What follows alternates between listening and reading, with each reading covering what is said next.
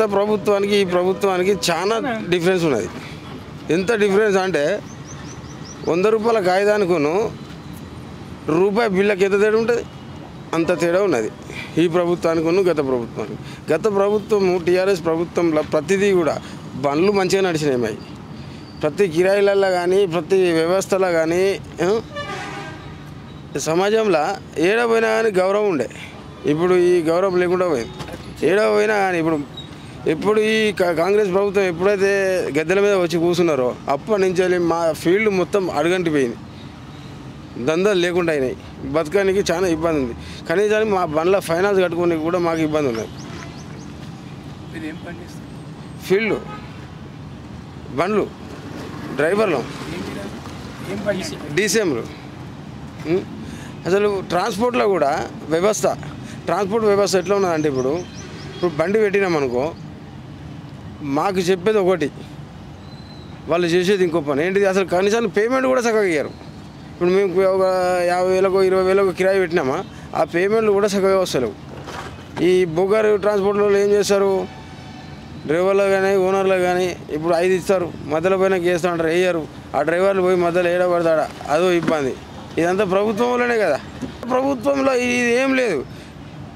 50,000 కిరాయి ఉంటే 50,000కు 3,000 4,000 బ్యాలెన్స్ పెట్టుకునేది, రఫ్ అంటూ పైసలు పడేసేది. ఓనర్ అకౌంట్లోనో డ్రైవర్ అకౌంట్లోనో వేసేది.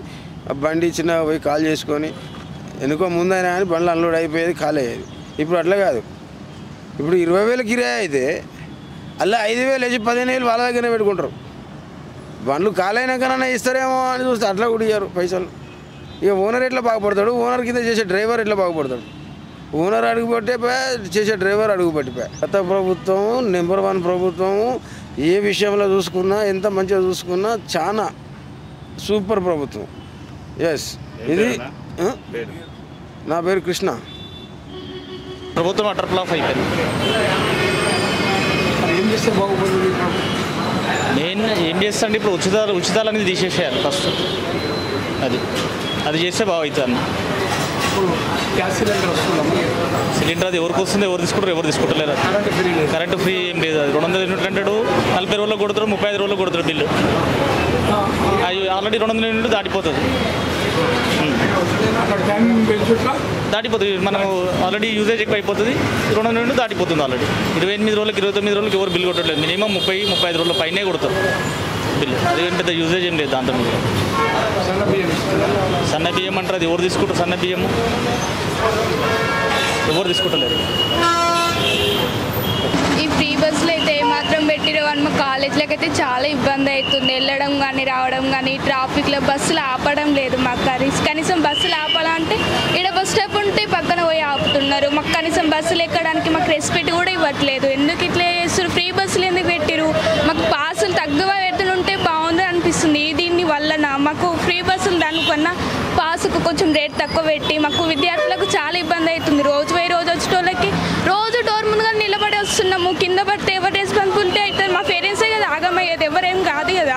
ఫ్రీ బస్సులు కొంచెం తక్కువ పెట్టాలి, బాన్ చేయించి పాస్కి తక్కువ పెట్టాలి రేటు. అంత తప్పించి ఏం లేదు సార్ మాకు తప్పించి. అర్థం కాదు. నా పేరా కృష్ణవేణి.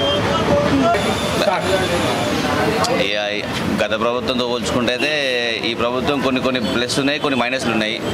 ఎందుకంటే ఫ్రీ బస్ ఇచ్చారు. అది దానివల్ల ఏంటంటే పబ్లిక్ కూడా కొంతమందికి ప్లస్ ఉంది, లేడీస్కి జాబ్ చేసుకునే వాళ్ళకి. ఇప్పుడు వీళ్ళకైతే అంతా మైనసే. ఎందుకంటే జెంట్స్కి సీట్ దొరకపోవడము, ఆటోస్ వాళ్ళకి ఇబ్బందులు, అట్లా కొన్ని మైనస్. కానీ దీనికన్నా బెటర్ గత ప్రభుత్వం బాగుంది అనిపిస్తుంది అట్లా. ఓకేనా?